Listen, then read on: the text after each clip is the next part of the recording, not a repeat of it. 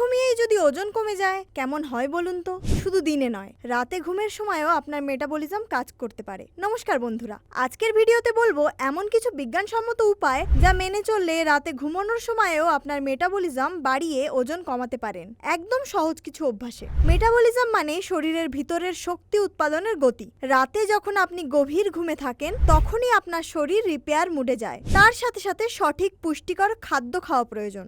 ঘুমানোর আগে প্রোটিন খেয়ে ঘুমোতে যান, যেমন বাদামের দুধ, 1 চামচ পিনাট বাটার, টোফু খেতে পারেন। এতে শরীর ঘুমের সময়ও ক্যালোরি বার্ন করে। ঘুমের আগে অবশ্যই 10 মিনিট হাঁটুন, এতে ব্লাড সুগার ব্যালেন্স করে ও মেটাবলিজম অ্যাক্টিভ রাখে। এছাড়া ক্যামোমাইল, পেপারমিন্ট বা দারচিনি চা, এতে হজম ক্ষমতা বাড়ে, শরীর রিল্যাক্স হয় ও ফ্যাট বার্নিং প্রসেসে সাহায্য করে। যতটা পারবেন চেষ্টা করবেন 20 থেকে 22 ডিগ্রি সেলসিয়াসের মধ্যে ঘরের তাপমাত্রা রাখতে।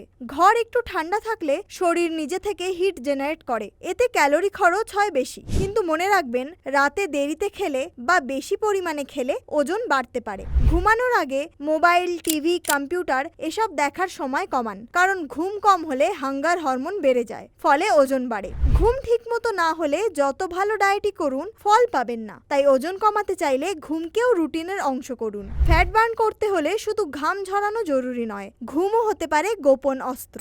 ধন্যবাদ।